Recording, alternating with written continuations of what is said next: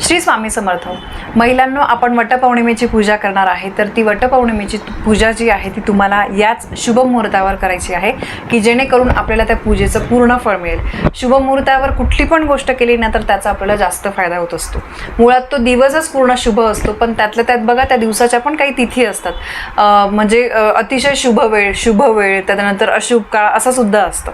तर त्यामुळे शुभ वेळेमध्ये जर तुम्ही पूजा केली, पूजा तर आपण करणारच आहे, पण ती त्या शुभ वेळेत केली तर तुम्हाला त्याचा जास्त लाभ होईल. त्या पूजेचं संपूर्ण फळ मिळेल, म्हणजे आपल्या मनातली इच्छा पूर्ण होईल. तर बघा, ज्येष्ठ महिन्यातल्या पौर्णिमा तिथीला आपण वटपौर्णिमा साजरी करत असतो. वटपौर्णिमा साजरी करण्यामागचं धार्मिक महत्त्व आहे. म्हणजे बघा, या दिवशी सगळ्या सवाष्ण स्त्रिया आपल्या पतीला दीर्घायुष्य मिळावं म्हणून वडाच्या झाडाची पूजा करत असतात. आणि बघा, वडाचं झाड जे आहे ते दीर्घायू असतं, त्याला खूप आयुष्य असतं, म्हणून आपण वडाच्या झाडाची पूजा करतो. यामागे सत्यवान आणि सावित्री यांची कथा सुद्धा आहे, ती सुद्धा मी तुम्हाला आपण पूजा मांडणीचा व्हिडिओ जो आहे त्यामध्ये नक्की सांगेल. सावित्रीने आपल्या पती सत्यवानाचे प्राण यमाकडून परत आणले होते, अशी ही थोडक्यात कथा आहे. आणि तो दिवस ज्येष्ठ महिन्यातल्या पौर्णिमेचा होता, तर त्यामुळे वटपौर्णिमेच्या या दिवशी पूजा केली जाते. तर दुसरी गोष्ट म्हणजे बघा, वटपौर्णिमा हा दिवस सगळ्या स्त्रियांसाठी अतिशय महत्त्वाचा असतो.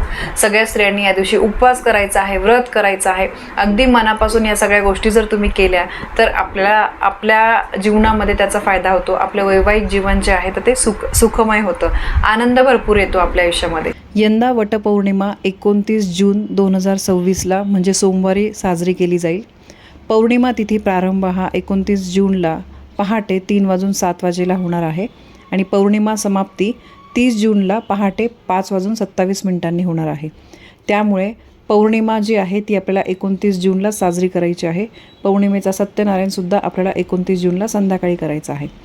आता बघा, सगळ्यात महत्त्वाचं म्हणजे पूजेसाठी सर्वात शुभ मुहूर्त या दिवशी कोणता आहे. तर पूजेसाठी सर्वात महत्त्वाचा शुभ मुहूर्त 29 जूनला सकाळी 8:55 ते सकाळी 10:40 दरम्यान आहे. म्हणजे या काळामध्ये जर तुम्ही पूजा केली तर अत्यंत शुभदायी ठरेल. याशिवाय जर नाही जमलं तर दुपारी 12च्या आधी पूजा तुम्ही करू शकतात. शक्यतो दुपारी 12च्या आधीच पूजा करण्याचा प्रयत्न करा, फार उशिरा पूजा करू नये.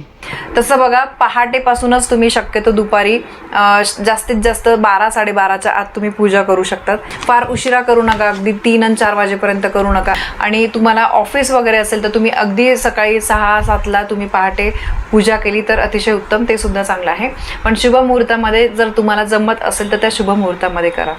आता वटपौर्णिमेची पूजा कशी करायची याचा व्हिडिओ मी लवकरच तुमच्यासाठी आणणार आहे. पौर्णिमेच्या दिवशी सगळ्या स्त्रियांनी आपल्याला लवकर उठून वडाच्या झाडाची पूजा करायची आहे. पूजेसाठी काय काय साहित्य वगैरे सगळं मी इन डिटेल तुम्हाला सगळं सांगणार आहे. तर ही पूजा केल्यामुळे बघा, वर्षातून असे 1-2 महत्त्वाचे दिवस असतात, त्या दिवशी जर आपण सगळं व्यवस्थित पूजा अर्चा केली तर मग आपलं संपूर्ण वर्ष हे अगदी आनंदाने सुख समाधानाने जातं. आणि वटपौर्णिमेला सुद्धा तितकंच महत्त्व आहे.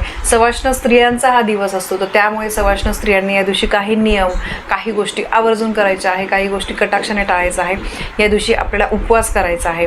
उपवासाला महत्त्व आहे. आणि बघा, तुम्हाला जर उपवास करणं शक्य नाही आहे, गर्भवती स्त्रियांनी सुद्धा काही नियम पाळायचे आहे.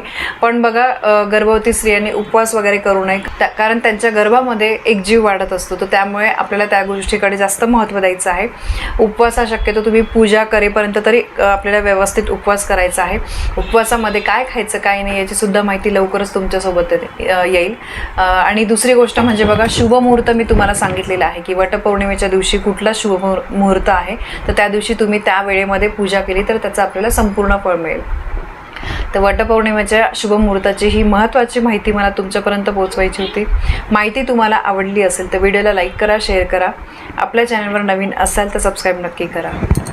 धन्यवाद. श्री स्वामी समर्थ.